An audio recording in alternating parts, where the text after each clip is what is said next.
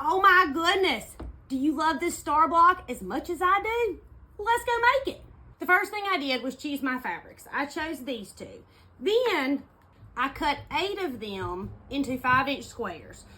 So I have 8 5-inch squares of this pink piece and 8 5-inch squares of this blue floral. Then I cut them on a diagonal. So now the first thing I'm gonna do is sew all of these together. I'm gonna sew them like this, pretty side to pretty side. Place them over, line them up, and I'm gonna sew a straight stitch with a 1/4-inch seam. So we're gonna go and sew all of these together down the longest side. And y'all, I obviously can't do math because it was actually only 6 5 by 5-inch squares. So I had 6 5 by 5 of each color. I cut those on a diagonal for a total of 12. 12 of each color. And then I sewed them together. I sewed them with a 1/4-inch seam, following the edge of my presser foot with the edge of my fabric, back stitching when I started and when I stopped. Yes, I'm chain piecing, and yes, I am still back stitching. I know people don't, and maybe that works for them, but y'all, I'm scared. My grandma scared me, so I'm always back stitching. I'm gonna go iron mine, you go iron yours, and I'll be right back. Okay, I've ironed them. Now, what we're gonna do is lay them out. I know what I want mine to look like, but it can be a little bit tricky. So we're gonna lay out the middle of the star first. And we're gonna lay it out like a pinwheel. Okay, just like this. I'm gonna pick up these two and sew them together, and then I'm gonna pick up these two and sew them together. And after I have these two together and these two together, then I'm gonna turn it over and sew all the way across the bottom, okay?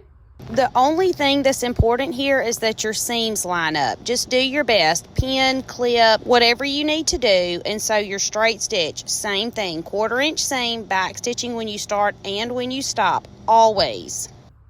Oh my goodness, look how precious. Okay, here's our pinwheel for the center of our star. Next, we're going to make the star points. And they're going to go just like this. We're gonna put these two, and then we're going to put these two, okay? So I'm gonna sew these two together and these two together, pretty side to pretty side, pretty side to pretty side, and then I'm gonna sew it on the top and the bottom of this, of the center of our square. 1/4-inch seam, back stitch when you start and when you stop, because my grandma said so. Every time I don't say because my grandma said so, one of y'all reminds me that I didn't say it, and y'all, it tickles my soul. She would be so proud. I'm gonna go on and sew the pieces that make the points on the other two sides while I'm doing this, but I'm not going to attach it to my center until I do the top and the bottom, because we have to do something else first. And when you're sewing these, if your points don't exactly match up, do not make yourself crazy. I promise it will be okay. The more you do this, the better you will get. Here are what my points look like. Here's my center pinwheel and my points. Now I'm gonna sew this to the top and to the bottom. So y'all repeat after me. Perfection is boring. Finished is better than perfect. Sewing is fun. And if you're the quilt police, scroll on. My content is not for you. Y'all see what's wrong? Yes, absolutely. I sewed this upside down. It's supposed to go this way. Man. But it happens.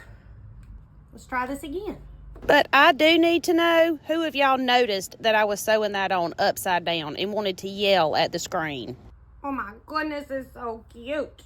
Okay, I'm gonna go iron mine. You go iron yours and meet me right back here for the next step. I'm back. I've ironed this. We've already sewn these star points that go here and these points that go here.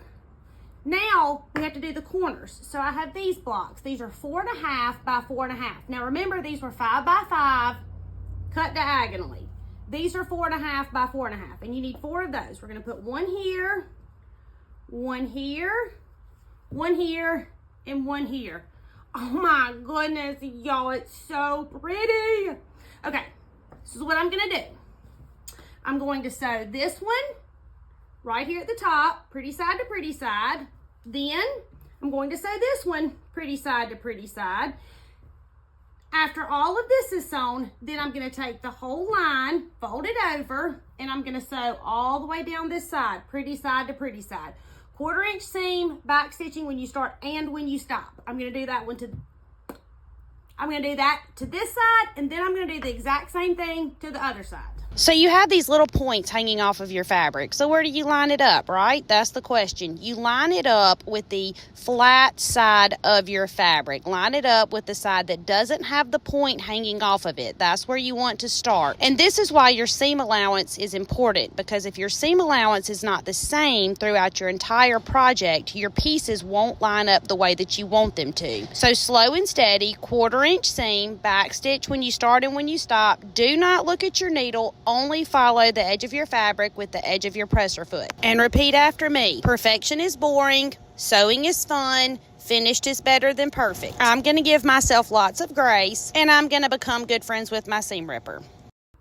Look what you just made. Oh my goodness. So this is going to go in between all of the garden blocks you've been watching me make. This is going to be the patchwork that's in between them. So when I say patchwork, it doesn't necessarily have to mean just squares, but just squares are perfectly fine. They are beautiful too. This is going to add so much pizzazz to what's already a super precious quilt. My name is Tammy. I'm your favorite sewing teacher, and I would love for you to come sew with me.